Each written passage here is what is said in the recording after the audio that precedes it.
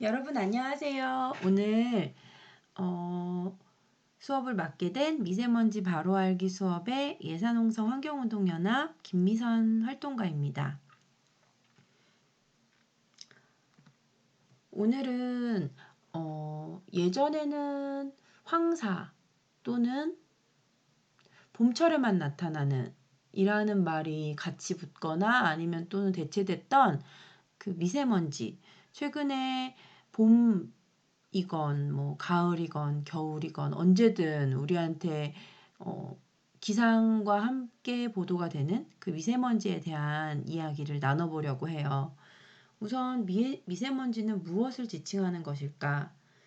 미세먼지는 공기 중에 떠다니는 크기가 아주 작은 덩어리 물질들을 말하는데요. 흔히 미세먼지라고 하면 지름이 10마이크로인 작은 덩어리 물질들, 10마이크로보다 작은 덩어리 물질들을 통칭해서 미세먼지라고 하고, 초미세먼지는 지름이 2.5마이크로 이하인 작은 덩어리 물질들을 모두 통칭해서 이렇게 나타내게 됩니다. 그러면 실제로 우리가 체감할 수 있는 미세먼지를 어떤 것들과 비교할 수 있을까? 먼저 크기를 비교를 해보면 여러분 신체의 일부죠. 머리카락의 지름은 약 70마이크로 정도라고 해요. 그리고 운동장에 나가보면 있는 작은 모래알갱이들, 이런 것들의 지름은 평균 한 50마이크로 정도라고 하는데, 이 미세먼지 10마이크로인 미세먼지 같은 경우에는 그 모래알의 5분의 1 정도, 그리고 초미세먼지는 미세먼지의 4분의 1 정도의 지름을 가진 물질들을 말한다고 해요. 그러니까 정말 눈으로 확인하기 어려운 물질들이겠죠.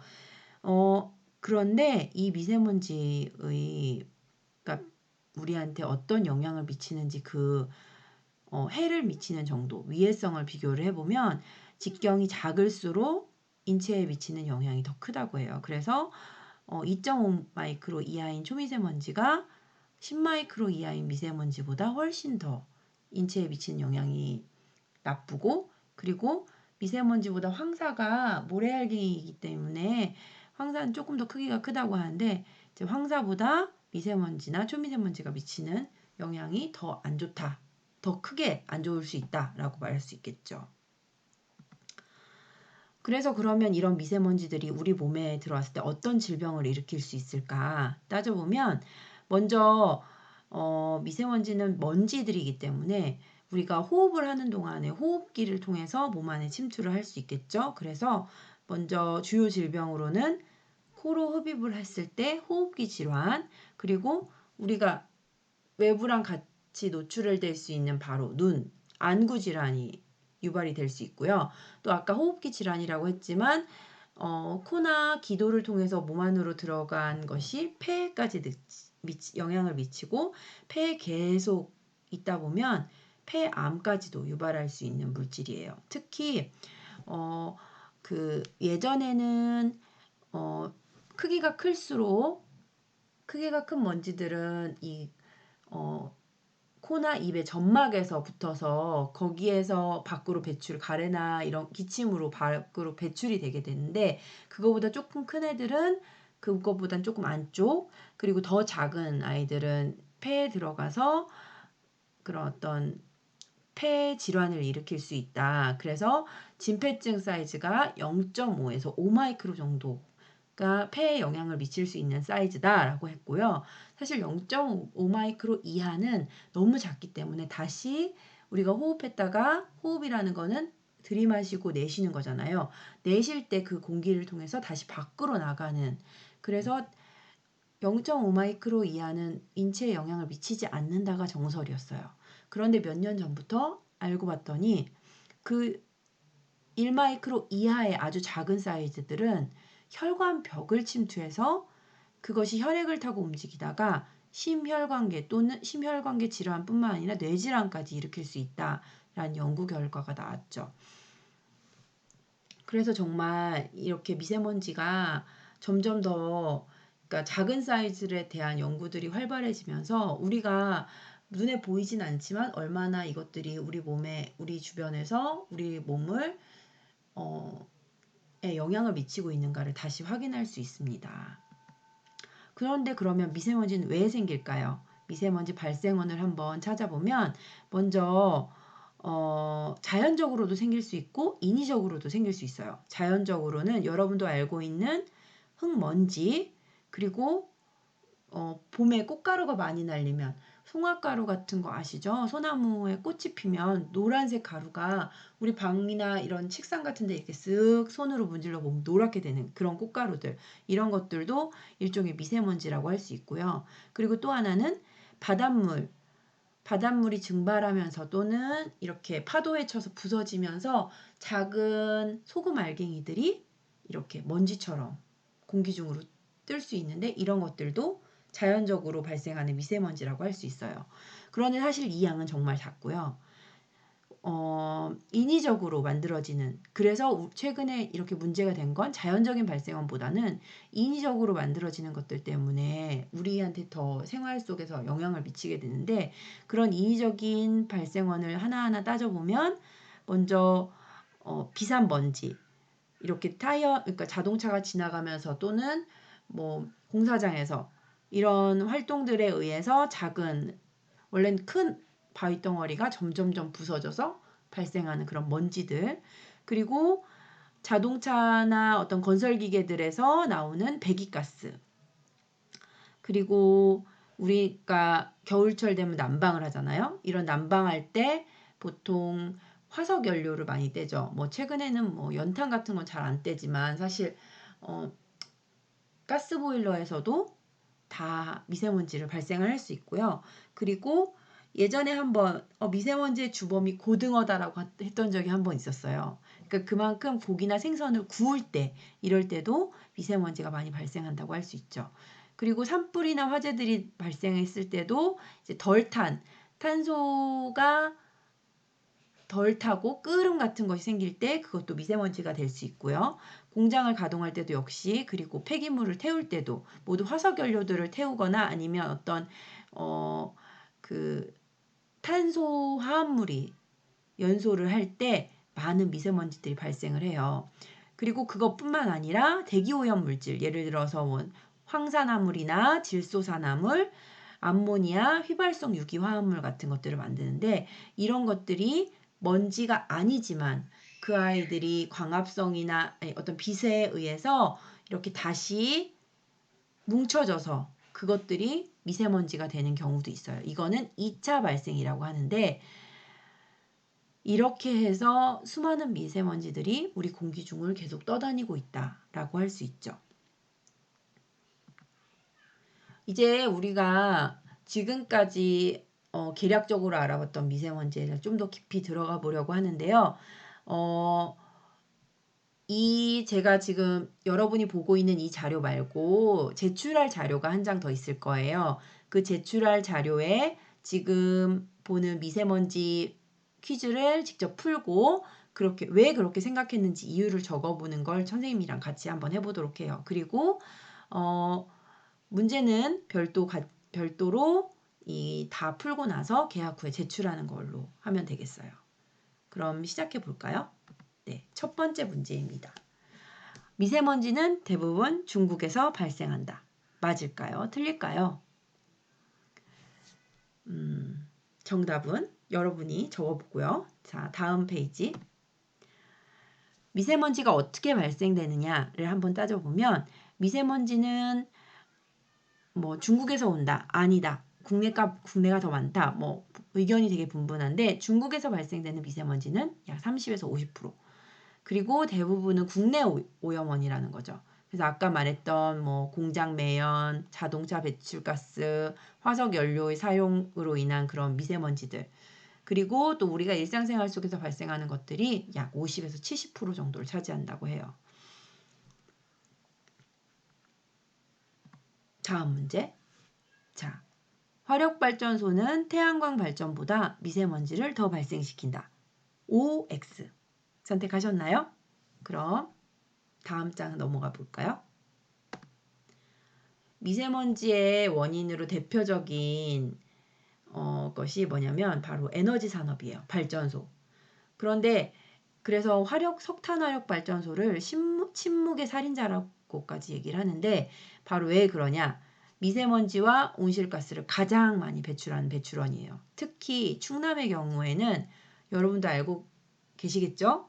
모른다면 다시 한번 확인해 봐요. 충남에 그러니까 충남의 어느 곳에 석탄 화력 발전소가 있을까? 바로 보령, 태안, 당진, 서천.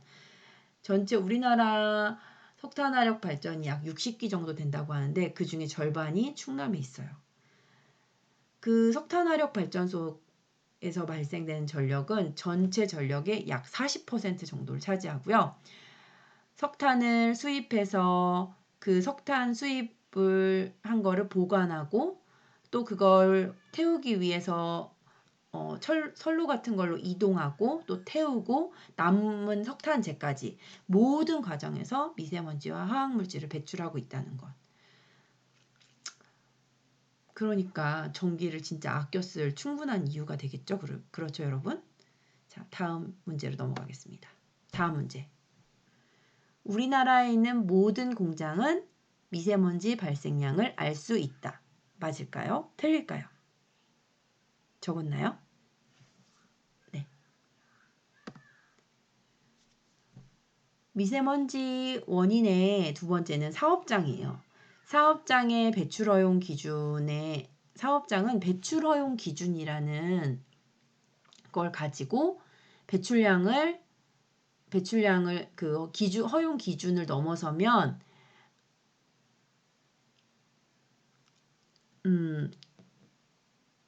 그 벌금을 내거나 또는 뭐 이런 식으로 제재를 가하게 되는데 그런데 문제는 뭐냐? 모든 공장에서 나오는 미세먼지의 정확한 양을 측정하지 않아요. 그게 무슨 말이냐? 우리나라 같은 경우에는 배출 허용 기준으로 제재를 받는 그런 물질에 미세먼지란 항목이 자체가 없어요. 그러니까 우리나라에서 어떤 대기오염 물질을 배출을 하면 어떤 종류에 대해서 이렇게 얼마가 나오냐 이런 걸 산정을 하게 되는데 그런 물질 중에 먼지는 있지만 미세먼지는 없다는 거. 그럼 먼지가 똑같은 거 아니에요? 아니에요. 미세먼지는 조금 더 사이즈가 작기 때문에 이건 특별하게 다시 더 관리를 해야만 얼마나 나오는지 정확하게 산정을 할 수 있는데 현재까지는 미세먼지에 대한 기준 자체도 없어요. 그리고 또 우리나라는 대기오염 물질 발생량을 가지고 총 5개로 사업장의 규모를 이렇게 구분을 해놨어요. 그런데 1종에서 3종까지 그러니까 대기오염 물질 총 합계가 연간 한 10톤 이상이 되는 사업장에서는 이 오염물질 발생에 대해서 측정을 할 수 있지만 4종, 5종, 그러니까 10톤 미만인 사업장, 연간 10톤 미만의 공장에서는 오염물질에 대한 오염물질을 얼마를 내보내는지 사실 그러니까 기준은 있지만 안 해도 상관없는 그래서 관리가 되질 않아요. 그런데 사실 여러분이 살고 있는 홍성 같은 경우에는 1, 2, 3종보다는 4, 5종의 공장들이 더 많죠. 그래서 얘네들이 도대체 얼마나 내뿜는지 모르기 때문에 그게 더 큰 문제일 수 있어요. 그래서 이런 것들도 다 관리가 되도록 뭔가 다시 어떤 기준이 정립되어야 한다라고 계속 저희 환경운동연합에서는 정부에 요청을 하고 있죠. 네 번째 문제인데요. 여러분도 알고 있을 거예요. 경유차랑 휘발유차. 그런데 어떤 것이 미세먼지를 더 적게 발생시킬까요? 여기 문제는 경유차는 휘발유차보다 미세먼지를 적게 발생시킨다. 맞을까요? 틀릴까요? 답을 적었나요? 네. 그 다음 문제. 전기차는 미세먼지를 하나도 발생시키지 않는다. 맞다, 틀리다. 네. 자동차에 대한 두 가지 문제를 풀어봤는데 미세먼지 발생 원인 중에 세 번째는 자동차입니다. 자동차 종류에 따라서 미세먼지 발생량을 비교를 해보면 경유차가 가장 많고 그 다음 휘발유차, 그 다음 가스차예요. 그런데 최근에 경유차, 최근이라고 하긴 그렇고 한 5년 전쯤에 경유차가 연비가 좋다. 그래서 연비가 좋은 친환경차로 경유차가 굉장히 각광을 받았고, 그래서 예전에는 SUV나 아니면 트럭에 한정되어 있던 경유 사용차들이 그 승용차로 많이 보급이 되면서 경유차 비율이 굉장히 높아졌어요. 그런데 유럽 같은 경우에는 점차 그 경유차의 비율을 엄청 줄이고 있는 반면에 우리나라는 아직도 많다는 거. 이게 진짜 국내 미세먼지가 많아지는 또 하나의 원인이 아닐까라는 생각을 해봅니다. 그리고 가스차라고 미세먼지가 안 나오는 게 아니에요. 가스차도 역시 미세먼지를 발생시킬 수 있어요.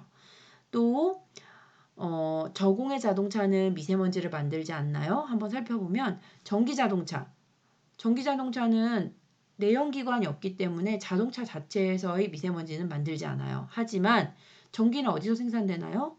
바로 가장 많은 전기를 생산하는 건 석탄화력, 아까 말씀드렸죠. 그리고 또 화력으로는 LNG 화력이 있고, 그리고 또 하나는 원자력이 있죠.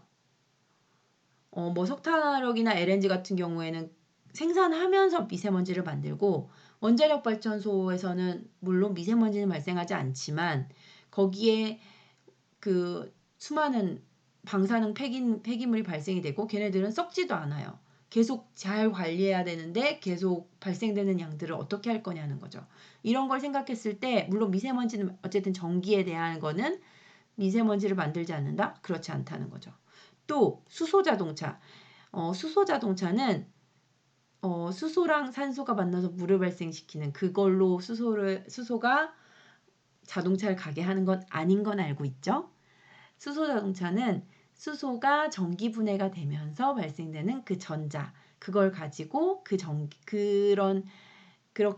수소가 전기분해하는 그렇게 해서 만들어진 전자를 이용한 어떤 그걸로 자동차를 가게 하는 그런 원리인데, 그런데 이 수소를 만드는 과정에서도 엄청나게 많은 에너지와 전기가 사용돼요. 그래서 결국은 그럼 전기는 또 미세먼지를 만들겠죠? 그러니까 그리고 또 에너지를 만드는데도 역시 미세먼지가 만들어지니까 수소 자동차도 역시 아직까지 미세먼지를 만들지 않는다는 아니라는 거죠. 물론 수소가 물에서 산소와 수소를 분리해내는 그 기술이 엄청 상용화되고 거기에 적은 에너지를 아주 손쉽게 만들어질 수 있는 기술이 개발이 된다고 하면 그것처럼 좋은 자동차는 없어요. 그런데 현재는 그런 기술이 없고 그렇기 때문에 아직도 많은 해결할 과제들이 있다는 거. 네. 그리고 자동차 타이어도 마모가 되기 때문에 많은 미세먼지를 만들고 있습니다. 자, 6번째 문제예요. 텀블러를 사용하는 것은 미세먼지를 줄이는 데 도움이 되지 않는다. 맞을까요? 틀릴까요? 미세먼지의 다음 원인은 폐기물 처리입니다. 쓰레기를 모으고 태우는 과정에서도 미세먼지가 만들어져요. 어떤 분들은 텀블러를 사용하는 게 과연 친환경적이냐, 텀블러를 사용하고 씻을 때 사용되는 물이 더 아깝지 않냐 라고 말하는 분들도 있어요. 하지만 종이컵이나 플라스틱을 만들고 태우는 과정에서 미세먼지를 온실가스를 어마어마하게 만듭니다. 하지만 다이용컵을 씻을 때는 사용되는 물만 처리하면 되죠. 그렇기 때문에 텀블러를 사용하는 것이 훨씬 더 환경과 미세먼지를 줄이는 길에 보탬이 된다는 거 알아주셨으면 좋겠고, 여러분이 지금 보고 있는 사진들은 위의 사진은 폐기물을 태우는 소각로를 나타낸 거고요. 그 밑에는 여러분도 들으셨을 거예요. 태평양에 가면 우리나라 면적의 6배, 7배 정도 되는 쓰레기섬이 존재한다고 해요. 그만큼 지금 바다에서도 쓰레기로 몸살을 앓고 있고, 제주도에서는 이미 매립할 공간이 점점점 줄고 있다는 얘기들도 있고, 이 폐기물 처리 관련 문제는 미세먼지뿐만 아니라 여러 환경 문제와 연결되어 있다고 볼 수 있습니다. 다음 문제는 미세먼지는 공기 중에서 다시 만들어지지 않는다. 맞을까요? 틀릴까요? 이거 이미 알고 있는 분들도 있을 거예요. 앞에서 한번 얘기했었는데 맞아요. 미세먼지는 아까 여러 공장이나 자동차 배기가스나 아니면 화력발전소 같은 곳에서 1차적으로 만들어진 애들도 있지만 다른 여러 배기가스들이 대기오염 물질들이 모여서 화학 반응을 통해서 또다시 미세먼지를 생성시키기도 해요. 특히 제가 예산홍서 환경운동연합이다 보니까 우리 지역 예산이라고 해놨는데 우리 옆 동네인 예산 같은 경우에는 오염물질 발생량은 충남 내에서 그렇게 많지 않은데 미세먼지가 많은 편이라는 거죠. 이유를 알고 봤더니 바로 암모니아예요. 그런데 암모니아 여러분 생각해 보세요. 홍성 같은 경우에 암모니아가 더 많겠죠. 왜냐? 축산의 메카 홍성이잖아요. 축산 환경에서 가장 많이 노출될 수 있는 대기오염 물질이 암모니아인데 이런 암모니아가 황산화물이나 질소산화물과 만나야만 덩어리를 형성할 수 있어요. 그래서 암모니아가 2차 발생 미세먼지가 많다는 증거가 되기도 한다는 거죠. 다음, 나무는 미세먼지를 줄일 수 있다. 맞을까요? 틀릴까요? 미세먼지 나무 효과를 얘기해 보고 싶은데요. 나무가 줄고 숲이 줄어들면 미세먼지가 더 심해진대요. 왜 그럴까요? 나무는 미세하고 복잡한 표면을 가진 나뭇잎이 미세먼지를 흡착하고 흡수하고요. 가지와 나무 줄기가 미세먼지를 차단해주는 효과를 할 수 있고 또 숲 내부의 상대적으로 낮은 기온과 높은 습도가 미세먼지를 서서히 아래로 침강시킬 수 있는 이런 역할들을 하기 때문에 숲이 줄어들고 나무가 줄어들면 미세먼지는 더 심해진다고 합니다. 9번. 지구온난화가 미세먼지 농도를 높게 만든다. 맞을까요? 틀릴까요?